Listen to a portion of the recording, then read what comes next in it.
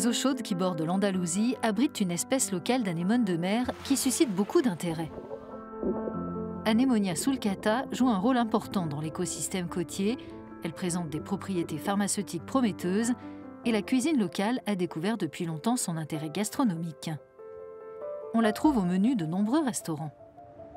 On utilise beaucoup l'anémone dans la région parce qu'on peut la consommer de différentes manières. Elle a un goût marin très original, très puissant, et elle ouvre de nombreuses perspectives culinaires. Pour cuisiner les anémones, rien de plus simple, on peut les badigeonner de farine et les plonger dans de l'huile d'olive pendant 1 minute. Elles deviennent croustillantes à l'extérieur tout en restant tendres et juteuses à l'intérieur. Les gens sont étonnés quand ils les goûtent pour la première fois à cause de leur goût et de leur texture très gélatineuse. Quand on n'est pas habitué, c'est une expérience très surprenante et agréable. L'ajout d'une crème d'avocat, de tranches de fenouil, de salicorne et de fleurs d'ail complète cette création du chef Chechu González.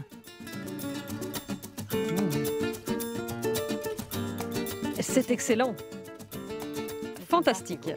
Ana Esther Ortiz élève les anémones que nous dégustons dans le cadre du projet Hortimar, l'un des volets du vaste programme Pléamar financé par l'Union européenne. Son objectif, restaurer les populations d'anémones en déclin. Jusqu'à présent, toutes les anémones que les consommateurs peuvent acheter au marché ou manger dans les restaurants proviennent de la pêche, ce qui a entraîné un déclin considérable des stocks dans leur habitat naturel. Un mécanisme de gestion approprié est nécessaire parce que sinon, il arrivera un moment où cette espèce intégrera la liste de celles qui sont menacées d'extinction. Les serres où l'on cultive des légumes s'étendent à perte de vue sur la côte méditerranéenne espagnole. Parmi elles, nous découvrons un autre type de culture. Dans le passé, ces réservoirs étaient utilisés pour élever des poissons. Aujourd'hui, ils servent pour une expérience pionnière. Une entreprise dérivée de l'université de Grenade, Imare Natural, a trouvé une méthode performante et durable pour élever les anémones de mer. Ici, nous les élevons, nous les faisons se reproduire et nous leur donnons les meilleures conditions possibles avant de les réintroduire en mer. Les chercheurs ont prélevé en mer une centaine d'anémones, puis ont multiplié leur nombre par 5 grâce à des méthodes de reproduction asexuées. Les anémones ont besoin que l'eau ait une température et une composition spécifiques. Les scientifiques ont recréé des conditions semblables aux habitats naturels en minimisant l'un des principaux problèmes dans l'aquaculture, la pollution de l'eau par les nutriments et les produits chimiques. La réduction des déchets est souvent un défi pour les installations aquacoles. Comment faites-vous face à ce problème dans votre système en circuit fermé ? On a un petit écosystème marin dans lequel des espèces utilisent les déchets organiques d'autres espèces pour maintenir le système totalement propre. Cela réduit l'empreinte carbone, la nécessité d'injecter de l'eau de mer, mais aussi la consommation d'énergie. Le projet pourrait aussi aider l'agriculture. Le système intègre cette plantation hydroponique de salicorne qui pousse grâce à l'eau de mer qui est utilisée dans les réservoirs où cohabitent des animaux marins et des microalgues. Cette plante, par son système racinaire que l'on peut voir ici, absorbe les nutriments de l'eau et enlève l'azote qui est en excès.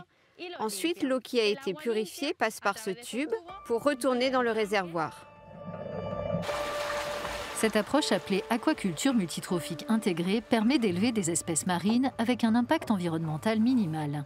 C'est l'une des voies les plus prometteuses pour le développement futur de l'aquaculture européenne.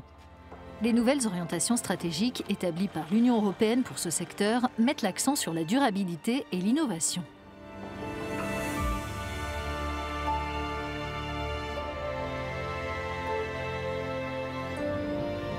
Nous suivons Anna et Marta alors qu'elles se préparent à relâcher en mer un nouveau groupe d'anémones à proximité des plages prisées d'Almuñécar.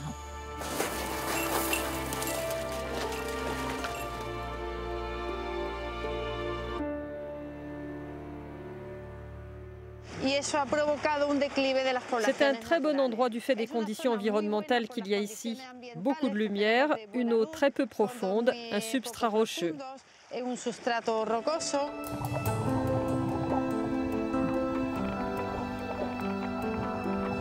Dans les eaux chaudes proches de la côte, nous découvrons des anémones qui s'épanouissent sur les rochers, preuve que les conditions sont excellentes pour leur colonie.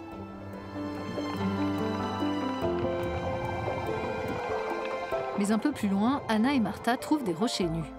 C'est là qu'elles vont essayer d'implanter leurs spécimens.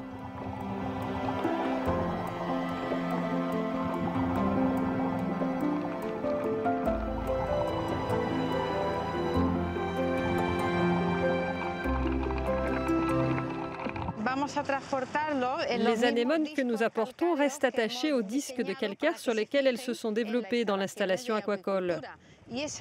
On les place avec leurs disques sous les rochers, sous le sable, pour qu'elles puissent poursuivre leur processus de colonisation à partir de là.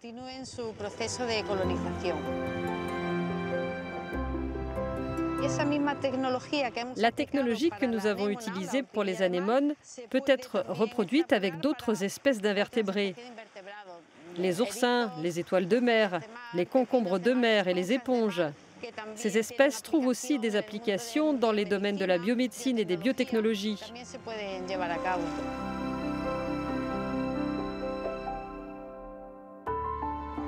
À l'université de Grenade, la professeure Amalia Pérez et son équipe étudient des échantillons de tissus d'anémones élevés dans différentes conditions. Selon elle, les animaux qui se sont développés dans un mini-écosystème multitrophique présentent des niveaux de stress qui ressemblent davantage à ceux que l'on observe dans la nature.